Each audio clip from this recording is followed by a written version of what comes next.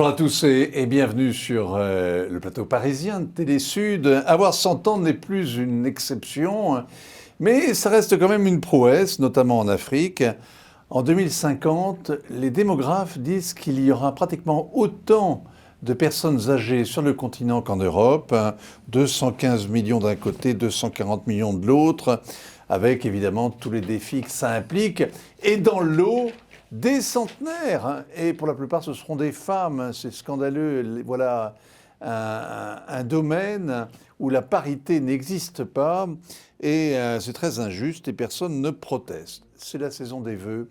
Alors je souhaite à chacun de nos auditeurs d'atteindre un âge à 3 chiffres en gardant la santé, le cœur, l'appétit de vivre d'un quinquagénaire. On peut le souhaiter aussi à Télé Sud, qui, 100 ans, c'est le bout du monde pour une chaîne de télévision qui réinvente le monde tous les matins. On va parler de l'avenir donc. Et on va fêter en même temps un centenaire. L'Académie des sciences d'outre-mer a été fondée en 1922 à l'occasion de son anniversaire. Cet ouvrage magnifique, ambitieux surtout, s'appelle « Penser le monde de demain » donc. Et on va voir ce que les académiciens ont trouvé dans le mar de café. Comment on va soulever donc on va tenter de soulever le voile du destin et jeter un coup d'œil sur l'avenir. Bonjour Hubert Deslongchamps. Bonjour Vincent Avotte. Vous êtes le président élu de cette académie. Il y a au moins une chose qu'il est facile de prophétiser, c'est que vous ne le serez plus dans quelques jours. Le mandat dure 1 an, il n'est pas renouvelable. Est-ce que vous avez imaginé de faire un putsch, d'amender la Constitution, d'amender les statuts de l'Académie pour rester un peu plus longtemps? Non, mais je regrette surtout beaucoup de ne pas pouvoir être présent lors du 2e centenaire. Oui, c'est vrai. Donc, c'est peu probable. J'essaye de laisser un certain nombre d'indications pour mes successeurs, et en particulier de tirer un bilan de ce centenaire qui, pour moi, n'a pas commencé dans le mar de café, comme vous disiez, mais au bord du Mississippi, il y a 4 ans, où nous étions avec un groupe d'académiciens lors des 2e entretiens de l'outre-mer. C'était un voyage très sérieux et nous étions en train d'admirer les digues qui ont été construites entre la Nouvelle-Orléans et le Mississippi pour protéger la ville d'éventuelles inondations. Et du retour du cyclone Katrina. Exactement. Oui. Et alors j'étais en train de discuter avec le secrétaire perpétuel que vous connaissez, Pierre Génie, et je lui disais, dans 4 ans, il y a un centenaire. Comment fait-on? Qu'est-ce que tu as envisagé pour fêter ce centenaire? Que n'avais-je dit? Il m'a dit aussitôt, eh bien écoute, tu vas t'en occuper, vas-y, fais-moi des propositions. Et j'ai fait des propositions, et la première proposition que j'ai faite, c'est de créer un comité du centenaire. Je suis allé en séance publique, générale, et j'ai annoncé la création du comité du centenaire, qui n'était évidemment pas un comité des centenaires. Alors, bon, vous avez été président 1 an, la bonne année, puisque vous avez été donc la cheville ouvrière de ces commémorations. Vous co-signez d'ailleurs la préface de cet ouvrage. Pourquoi avoir fait de la prospective alors qu'on aurait imaginé que l'Académie se retourne sur ses pas et raconte à la fois son histoire, les grandes figures qui ont participé à ces travaux, la Genèse se justifie? Est-ce que le passé d'académie coloniale qu'elle a été à l'origine passe mal? Alors, pour préparer le centenaire, j'ai regardé ce qui s'était passé pour d'autres académies, parce qu'on est dans un paysage académique extrêmement riche en France. Il y a beaucoup d'académies, certaines beaucoup plus anciennes que la nôtre. L'Académie des sciences a 350 ans, donc nous sommes une adolescente par rapport à l'Académie des sciences. Il y a aussi l'Académie de médecine de 100 ans. Et ces académies ont également édité des ouvrages qui sont des ouvrages rétrospectifs, effectivement, historiques. Sans doute parce qu'ils ont un patrimoine historique, mais matériel aussi, beaucoup plus important que le nôtre. Le nôtre est un peu immatériel, notre patrimoine. Bah, attendez, parce qu'il faut expliquer aux téléspectateurs que l'Académie a un siège, un hôtel particulier à côté de l'Étoile, c'est un établissement public, et il y a à cet endroit, il y a une bibliothèque inouïe quand même. Il y a 130, 150 000 ouvrages. Oui, Quand même, absolument. hein. C'est le patrimoine matériel de l'Académie. Mais les autres académies ont des patrimoines, je ne reviendrai pas dessus, mais qui sont tout à fait exceptionnels. Quand on va dans leur siège, on voit ça dans les couloirs ou dans les salles, qui c'est absolument magnifique. Mais nous avons pris la décision délibérée, après une discussion assez approfondie, de se tourner vers l'avenir plutôt que de regarder vers le passé. Et dans le livre, vous avez constaté qu'il y a 6 chapitres, et que sur les 6 chapitres, il y a 5 chapitres qui sont dédiés à l'avenir, tournés vers l'avenir, qui se projettent vers l'avenir, et un seul chapitre qui est tourné vers le passé et qui fait le récit d'un certain nombre de grandes figures de l'Académie. Mais ce qui est incroyable, c'est que parler de l'avenir, c'est toujours très hasardeux, parce que qui aurait imaginé, il y a quelques mois seulement, que l'ordre du monde serait chamboulé par une guerre aux confins de l'Europe? Qui aurait imaginé, il y a 5 ans, que la Chine serait à l'arrêt, le monde entier aussi, à cause d'une pandémie? Qui aurait imaginé, il y a 20 ans, que le principal empire, ou en tout cas le pays qui rivaliserait avec les États-Unis, serait la Chine? Bref, c'est très difficile de prévoir les grandes transformations qui affectent nos vies quotidiennes. Mais vous avez préféré faire ça plutôt que de revisiter le passé quand même, hein? Oui, et on a pris un double risque, c'est-à-dire que non seulement on s'est projeté dans l'avenir, mais en plus, on a fait des propositions pour l'avenir. Oui. Si vous regardez par exemple le chapitre consacré à la médecine, aux changements médicaux, qui a été écrit par notre confrère Marc Gentilini, vous verrez qu'à la fin de son chapitre, il y a une dizaine de propositions sur l'avenir, et là, il prend des risques. Et c'est ce qu'on avait décidé en ligne éditoriale, ce qu'on avait dit, allons-y, on prend le risque, on peut se tromper, mais je pense qu'il faut le faire. Alors, il prévoit qu'il y aura...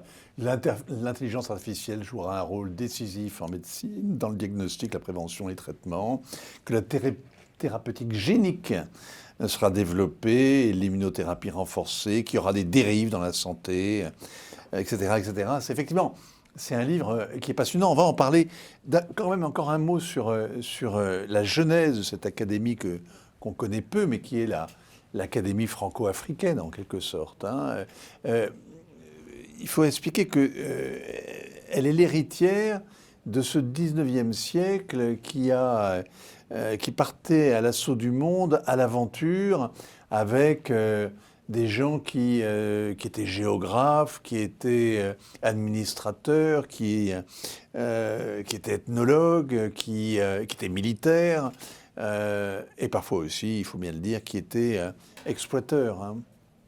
Oui, d'ailleurs, on pourrait se demander pourquoi l'Académie n'a pas été créée plus tôt, après tout. Oui, parce que le pays avait un petit empire colonial avant la Première Guerre mondiale. Ce qui a déclenché en fait la création de l'Académie, c'est le fait que après la Première Guerre mondiale, il y a eu un certain nombre de pays qui se sont agrégés au territoire français. Après la chute notamment de l'Allemagne, bien entendu, mais également de la Turquie actuelle, hein, qui a disparu, mettant fin d'ailleurs... il n'y a plus d'empire russe, il n'y a plus... C'est la fin, il n'y a plus d'empire austro-hongrois, il n'y a plus... L'Europe entière est redessinée. Exactement.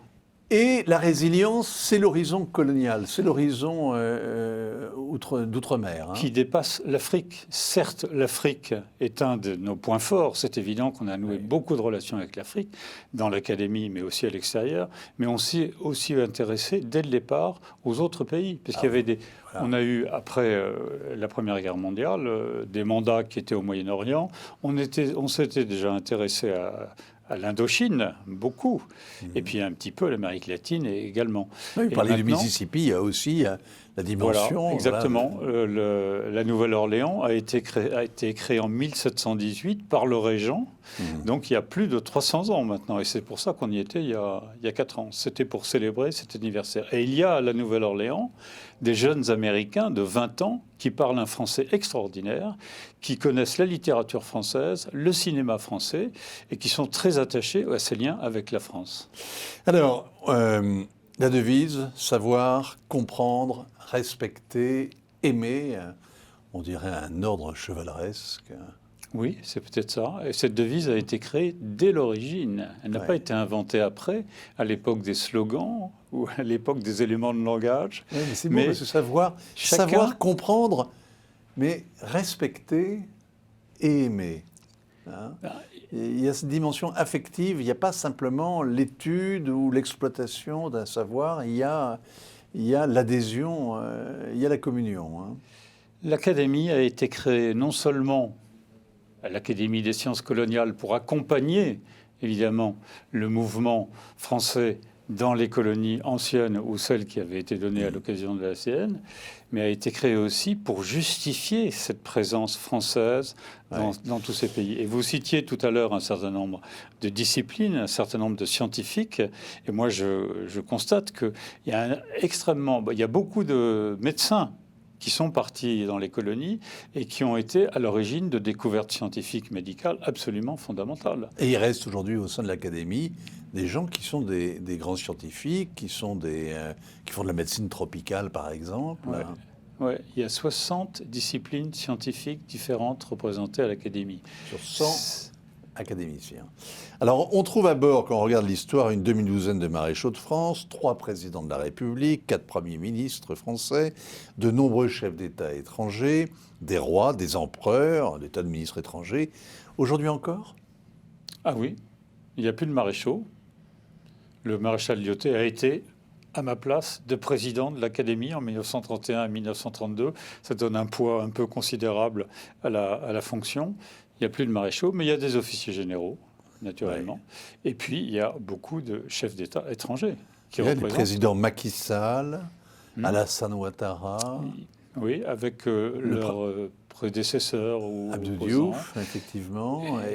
Oui. On a une tradition d'accueil des hommes politiques français ou étrangers qui me paraît tout à fait normale. Il me semble naturel que des hommes politiques, certains d'entre eux d'ailleurs, sont déjà des scientifiques. Certains ont acquis des disciplines scientifiques et donc, à ce titre-là, ils pourraient déjà représenter leur pays. Mais en plus, ils ont été chefs d'État ou ils sont chefs d'État.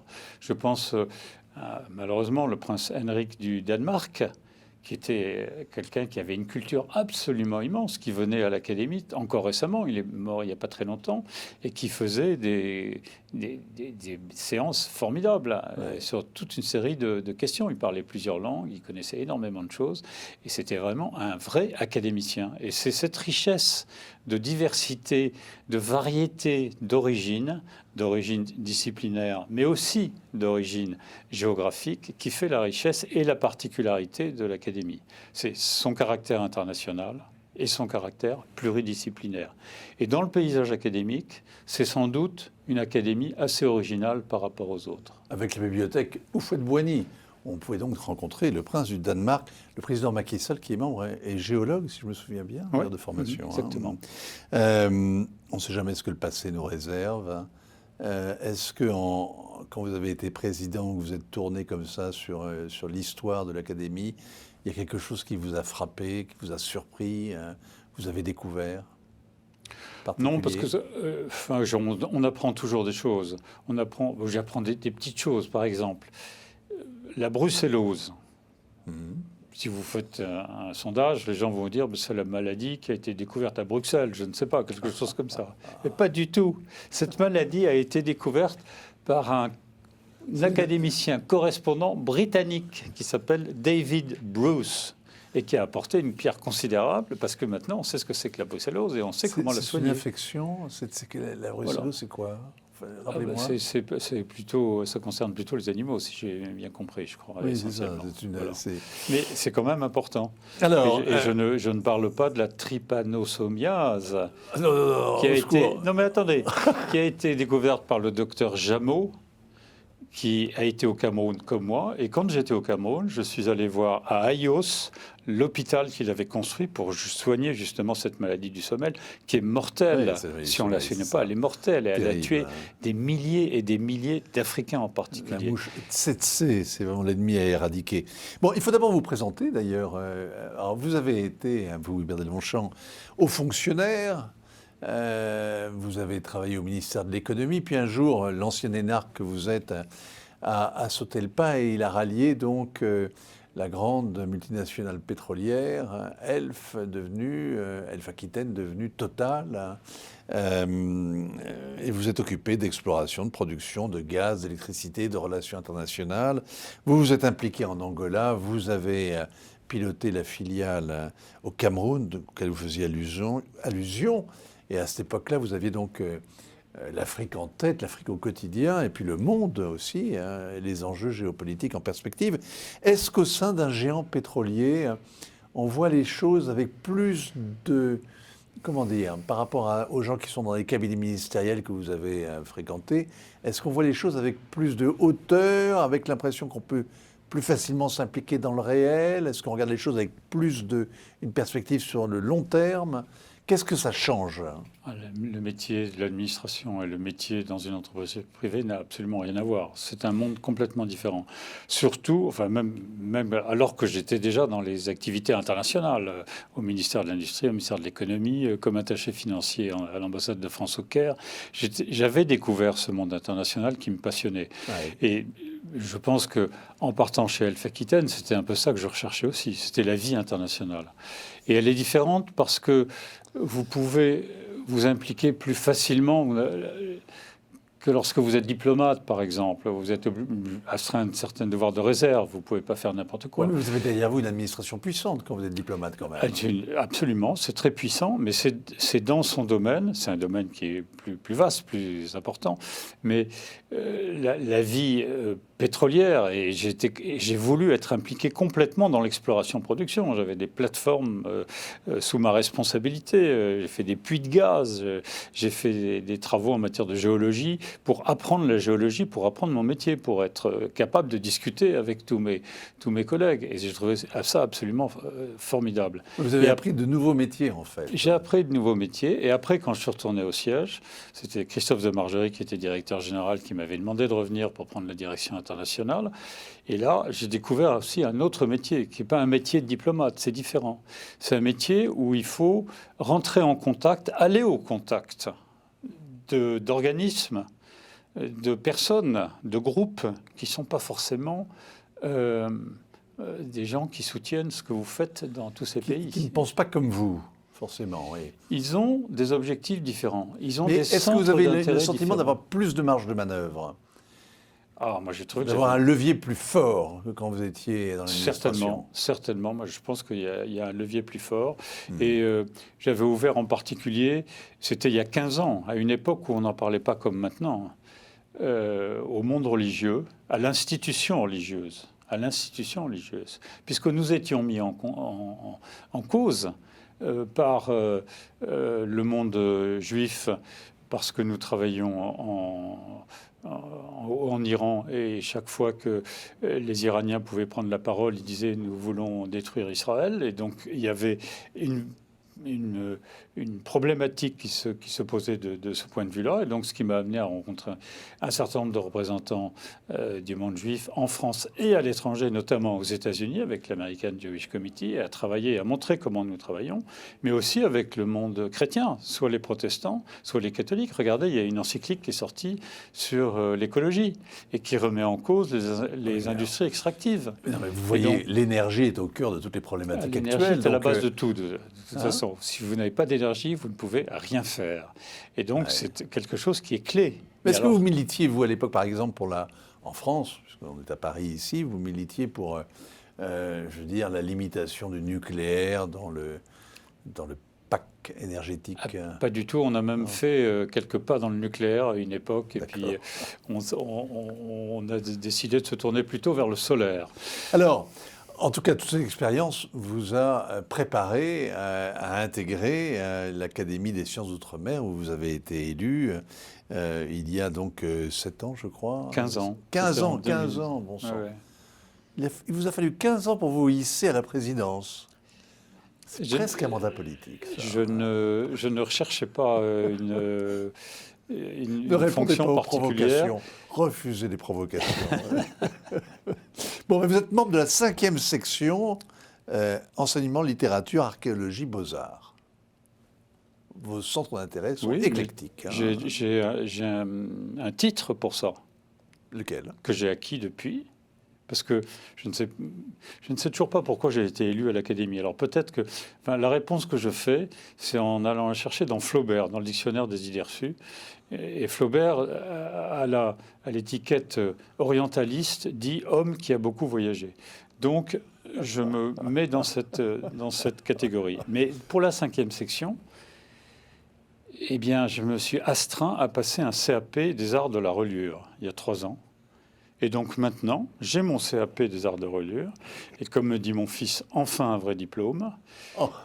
Et donc, maintenant, je suis légitime à être dans cette 3e section. Le complexe de l'énarque, là, qui s'exprime dans toute sa majesté. Mais expliquez-nous comment, où, quand et à quoi travaillent les académiciens quand ils se retrouvent ensemble. Ils travaillent à penser le monde de demain, sans tenir compte de l'avertissement que Philinte donne à Alceste dans Le Misanthrope.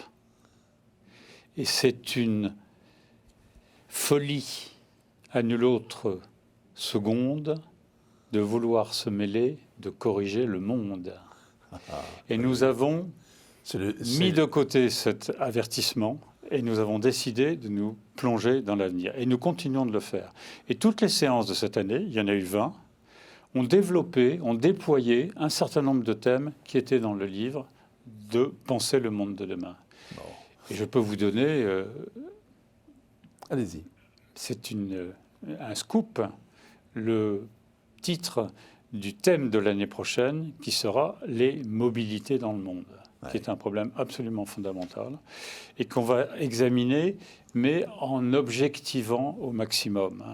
Ça va être quelque chose d'assez délicat, de la même manière qu'on n'hésite pas à se tourner vers le passé. Cette année, il y avait une séance qui était consacrée au passé. L'histoire est-elle toujours critiquable ? Et on est capable de se remettre en cause et de dire, dans le passé, il s'est passé des choses intéressantes, il y a eu des aspects négatifs. Il faut le savoir et il faut l'accepter. Maintenant, l'Académie a complètement changé. Elle ne ressemble plus du tout à ce qu'elle était en 1922. Elle est vraiment dans un autre monde et elle cherche à comprendre ce monde qui est extrêmement complexe et qui évolue à toute vitesse, qui se métamorphose en permanence. Alors, la richesse de votre travail, c'est qu'il est pluridisciplinaire, il associe des gens de très grandes compétences, chacun dans leur partie, quel que soit leur itinéraire. Il y a des gens absolument remarquables et qui mettent ensemble, en fait, font connaître les uns aux autres et mettent ensemble, confrontent leur point de vue en réalité. Oui, c'est l'examen d'un objet, d'une difficulté, d'un problème, d'une problématique à travers plusieurs prismes. C'est ça qui est enrichissant et c'est ça qui nous permet de progresser. Et c'est ça qui nous permet d'éviter le corporatisme ou la vision unilatérale sur un problème qui peut être un problème délicat et sensible. Alors je vois, vous parliez on parle de la fécondité dans le monde, la croissance de la population mondiale. Il y a comme ça des invariants de toute façon qui dessinent déjà, outre les progrès techniques, par exemple les migrations, effectivement, ça va être l'un des véritables enjeux, ou un des véritables défis des décennies à venir. La question des migrations. Il y a des démographes au sein de l'Académie ? Oui, il y a des démographes. Mais c'est la question des migrations, mais avant, c'est la question de la population. Quelle est la croissance de la population ? Enfin, on le sait, tout le monde le sait maintenant. On a une Afrique qui va doubler de taille, 2 milliards d'habitants. Mais l'Asie reste, c'est ça qui est frappant dans le diagramme, par exemple dans ce schéma, on voit que c'est l'Asie qui continue de fournir les plus gros contingents, puisqu'il y aura 5 milliards en 2050 d'Asiatiques, alors qu'il n'y aura que 2 milliards 200 millions d'Africains. Oui. Avec la croissance de l'Inde, alors que la Chine, elle, va atteindre son asymptote. Ouais. Mais c'est déjà des problèmes concrets aujourd'hui qui se posent. La Russie a une population qui diminue. Le Japon a une population qui diminue. C'est un des problèmes de la Russie qui a toujours ce complexe obsidional, c'est-à-dire que c'est le plus grand pays du monde, 9 fuseaux horaires. Comment contrôler ce pays ? Avec des pays autour qui, historiquement, ont parfois mis le pied en Russie. Ouais. Avec des changements qui s'accélèrent, le défi est vraiment dans une forme d'urgence maintenant, on le voit. Alors que les États-Unis passent de 300 à 400 millions, 100 millions de plus, c'est considérable. Et c'est exactement la population de la Russie. La population, c'est 110, 120 millions en Russie. Oui, et ça, les dirigeants immense. politiques mondiaux ont bien ça en tête. Ils le savent. Ils le savent. Penser le monde de demain, c'est publié aux éditions du Cerf et on souhaite à Hubert de Longchamp qui citait Molière, eh bien, que l'Académie qu'il préside, Molière dont on célèbre le 4e centenaire, là, on lui souhaite effectivement la même prospérité à son Académie. Merci à vous. Merci beaucoup. Rendez-vous la semaine prochaine, même lieu, même heure.